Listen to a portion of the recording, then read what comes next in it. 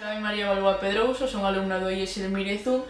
Fai pouco lín os libros O corazón delator de Edgar Allan e os relatos escalofriantes de Roald Dahl e hoxe teño a oportunidade de falarvos dun exemplar en galego chamado Os paxaros non cantan neste bosque. Ficha bibliográfica. Título: Non cantan paxaros neste bosque. Autor: Carlos Negro. Editorial: Xerais. Cidade de publicación: Vigo. Ano de publicación: 2021. Número de páxinas: 109. E este é o autor do libro. Carlos Negro naceu en Lalín en outubro de 1970.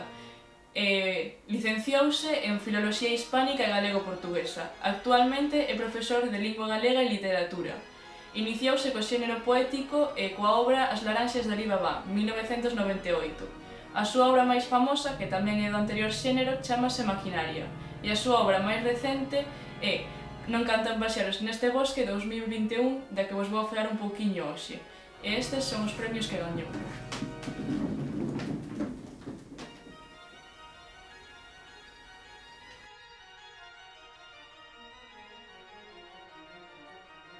Séptimo premio Johan Carballeira do Concello de Bueu no 2002 por Elleris. Primeiro premio de poesía Victoriana Taibo no 2008 por Cultivos transxénicos.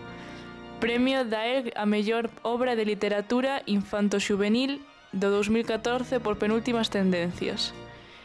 Premio Poesía Fiz Vergara Vilariño no 2016 por Tundra. Premio Jules Verne de literatura xuvenil no 2018 por Aplicación instantánea. Este libro de 109 páxinas está composto de 9 historias moi diferentes entre sí. Non se repiten nin os personaxes, nin os lugares, nin as fantasmas. Si, escoitaxedes ben, iso sí que é un trazo común. Todas as historias están escritas baixo medo e misterio, provocando certo desagougo ata chegar ao fin da lectura. O xénero deste libro, como xa dixen antes, é o terror. Algúns autores pensan que os antecedentes deste xénero ou os inicios é a narrativa gótica.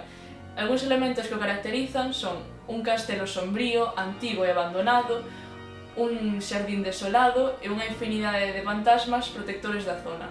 Esta imaxe que teño de fondo é un exemplo do lugar descrito. Tamén hai que ter en conta que en Galiza contamos cunha tradición moi xenerosa, popular e oculta sobre historias de fantasmas, aínda que esta obra está máis cercana ao xénero Ghost Story, que narra sobre sucesos sobrenaturais ou que a simple vista semellen imposibles. A verdadeira pregunta é: son froito da imaginación do autor ou anécdotas reais que aparentan os primeiros síntomas da loucura? Entre o real e o imaginario hai unha fina separación, e iso é percepción nosa, individual. Cando colles o libro entre as túas mans e lees o título Non cantan paxaros neste bosque, ves que algo anda mal, que non é normal. Dende cando no bosque, no medio da natureza, non habitan os paxaros? No libro acontece o mesmo. Por exemplo, no relato Área de servizo, o narrador xoga coas expectativas dos lectores creando un círculo vicioso con aquele obxecto, un tobogán, que co seu rumor convence a unha inocente de deslizarse. O paxaro na gaiola é un relato que ocorre no Museo de Lugo, que ten encadeado o tema do acoso sexual a unha estudante, que ata o final non sabemos a decisión que toma, e se ao fulgor da moeda romana lograra salvala. O que resulta sorpresivo é o microconto a despedida, xa que no espazo dunha páxina desarrollase todo o acontecido. Pasas a páxina e ves que se rematou, creando confusión, e ao mesmo tempo admiración pola brevidade e sintetización da historia. Neste libro hai diversos temas, e isto dimóstrase unha vez máis co relato Se la noche lambis estadea, que está ao abeiro entre o terror científico e natural. As lectores-lectoras que teñen noxo as lesmas contan cunha desventaxe dende o principio, xa que neste relato descríbese con detalle e pulcritude esta especie. Unha videocrítica e non podo ser 100% obxectiva, e xa fun deixando na miña opinión nalgúns anacos dali e noutros anacos dalá, nesta sección vou ser completamente subxectiva. O libro gustoume moito e foi moi doado comprender as historias de medo, aínda que, como pasa sempre, unha ten as súas preferidas e outras que non lle gustaron tanto. No meu caso, a miña preferida foi O perfume de Mara, e se tivera que colocar un segundo posto, sería Translúcido. Polo contrario, a que menos me gustou foi A despedida, xa que non comprendín moito a relación entre esmagar a mosca e o falecemento sorpresivo da nai. Pero isto é a miña opinión persoal e cando anseo cos seus gustos. Sempre me gusta dicir que os libros non teñen idade, e este non é a excepción.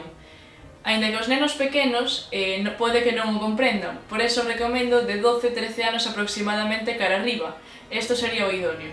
Comparto a opinión co que di na contraportada de ler o libro sentado no sofá cunha luz tenue como a cheminea. Pero tamén me gusta o de ler un libro antes de dormir, na cama. Aínda que neste caso non o recomendo, xa que non vai a ser que despois non peguedes ollo en toda a noite e teñades pesadelos. Citas concretas. Que é un fantasma? Dixo Stephen co proído de enerxía.